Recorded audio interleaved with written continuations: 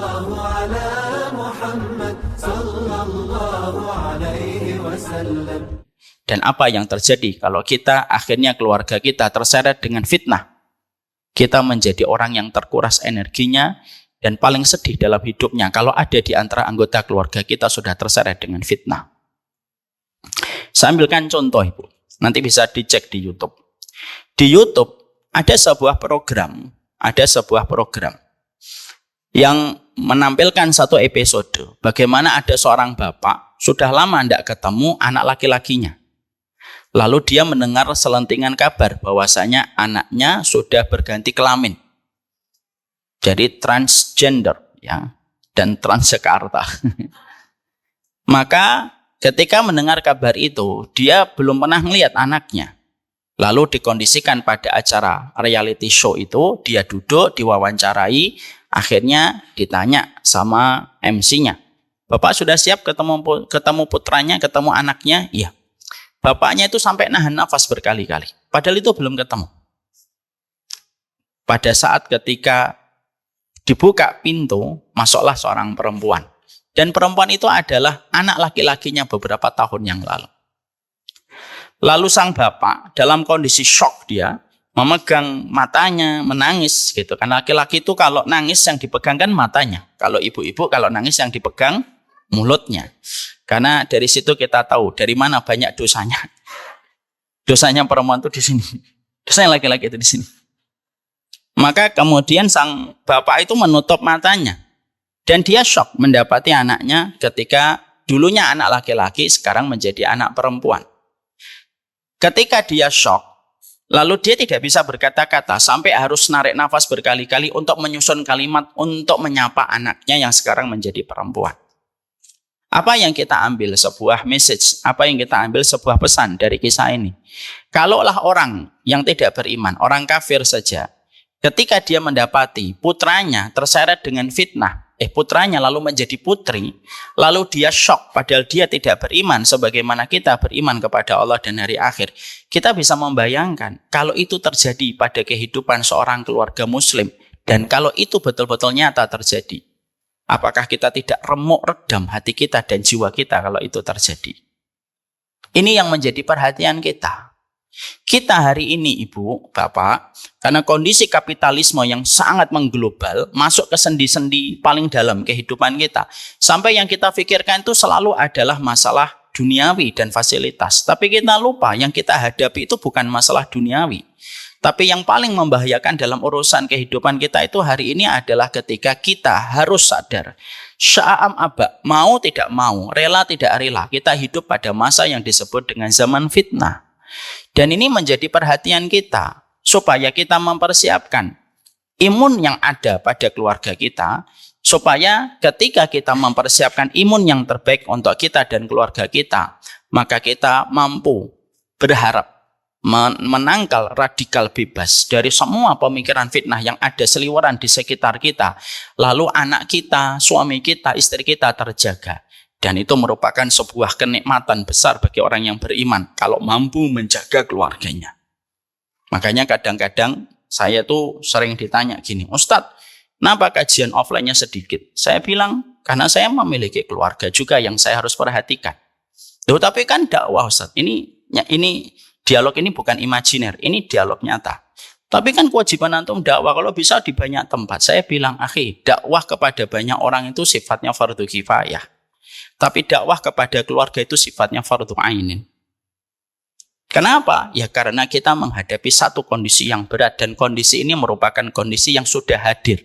Tidak lagi kita baca di kitab, tidak lagi kita dengar dari suara para ahlul ilmi ketika menyampaikan, tapi kita hari ini bersama dengan matahari yang bersinar, kita mendapatkan banyak fitnah yang terjadi pada kehidupan kita. Ibu sadar, hari ini kita menghirup nafas sama dengan nafas yang ditarik oleh Dajjal di satu tempat yang tidak kita sadari. Hari ini kita merasakan matahari sama dengan matahari yang dirasakan Dajjal di satu tempat, di mana itu merupakan perkara yang tidak membanggakan, tetapi perkara yang justru membuat kita harus waspada. Ya, makanya Masya Allah, hari ini kita menjumpai fitnah itu ngepung kepada kita. Dan pintu fitnah itu telah terbuka. Pintu fitnah itu telah terbuka. Dan hari ini satu persatu kita menjumpai fitnah-fitnah yang tidak pernah terbayangkan kita pada tahun 80 dan tahun 90-an. Makanya betul kata Hasan Al-Basri, bedanya fitnah dengan musibah itu sederhana. Musibah itu kalau datang, gede, tapi seiring waktu mengecil dan bisa hilang. Seiring dengan kita ridho kepada takdir. Ibu dapat musibah, suaminya meninggal dunia. Maka ketika ibu mendapatkan musibah, hari pertama memang besar, tampaknya berat menjalani hari ke depan tanpa suami. Tapi hari-hari terus berlalu, maka musibah itu mengecil, dan akan sembuh dengan ridho yang kita miliki. Tapi itu tidak berlaku dengan fitnah. Fitnah itu ketika turun, kecil, lama-lama membesar, dan puncaknya adalah munculnya Dajjal pada kehidupan manusia. Dan itu mengerikan. Makanya tahun 80-an, kita masih ingat tahun 80-an. Tahun 80-an, saya sering tanya sama ibu saya. Karena saya anak 90-an. Kalau ibu-ibu kan anak 80-an. Saya tanya sama ibu saya. Dah bercanda, nggak usah dimasukkan hati. Saya tanya sama ibu saya. Ibu dulu tahun 80-an, orang kalau berboncengan laki-laki dan perempuan bahkan mahram itu gimana? Oh aib nak. Tahun 80-an. Betul atau tidak? Mungkin ibu-ibu yang di atas 60 tahun, 70 tahun bisa menjawab. Dulu tahun 60, tahun 80-an, laki-laki dan perempuan ketika mereka itu boncengan itu aib. Malu rasanya kalau ada perempuan diboncengan sama laki-laki yang bukan suaminya. Tapi setelah itu, 90-an sudah mulai bergeser. Tahun 2000-an sudah biasa. Sekarang malah yang terjadi adalah yang terjadi orang yang pacaran lebih mesra daripada orang yang suami istri. Ya kan? Dulu saya tinggal di Villa Dago.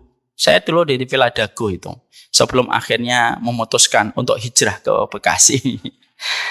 Maka dulu ketika saya tinggal di Villa Dago di Alam Asri itu kalau kita pulang kajian di sepanjang jalan kanan kiri itu pacaran semuanya. Karena kalau malam itu remang-remang. Saya nggak tahu kalau sekarang ya. Dulu remang-remang itu. Ditulisi itu tulisan, jangan pacaran, jangan membawa kepada perkara yang haram. Justru pacarannya di depan tulisan itu.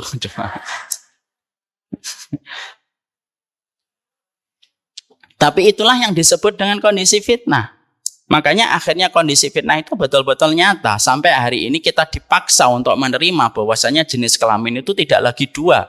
Ada laki-laki, ada perempuan, ada transgender, ada LGBTQ+++++, tidak ada hentinya. Dan kemarin saya baru melihat di Amerika, kumpul itu namanya transdogs namanya. Transdog itu orang yang ngerasa dirinya itu anjing, Bu. Jadi mereka itu berpakaian kayak anjing. Dan mereka saling komunikasi itu ya pakai suara lolongan anjing. Kuk, gitu. Dan kita dipaksa untuk menerima kondisi itu. Dan kita harus paham sebagai sebuah realita. Sekitar 10 tahun yang lalu, biasanya peradaban yang sedang terjadi dan menimpa di Amerika itu membutuhkan waktu 7-5 tahun sampai ke Indonesia. Itu 10 tahun lalu. Ketika dunia belum seglobal hari ini. Hari ini, kalau terjadi di Amerika, tidak butuh waktu 1 bulan. Apa yang ada di sana, itu akan mendarat di Indonesia. Dan itu merupakan sebuah perkara yang menjadi sebuah kesadaran kita. Kita hidup pada satu kondisi yang tidak baik-baik saja. Zamannya tidak salah. Zaman itu miliknya Allah. Kita tidak boleh mengatakan zaman edan, Ustaz. Zaman kok dicela. Zaman itu miliknya Allah. Yang edan itu manusianya. Zamannya mah netral dia. Dan kita harus sadar betul bahwasanya kenapa saya sampaikan materi ini. Karena pada dasarnya materi ini supaya kita terbebas dari blind spot, Bu.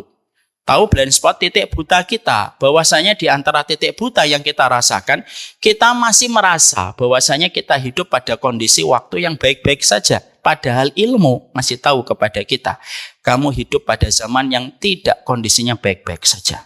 Itulah ilmu, selalu memberi obat dan keterangan pada apa yang tidak kita ketahui. Inilah ilmu, membebaskan kita dari banyak blind spot.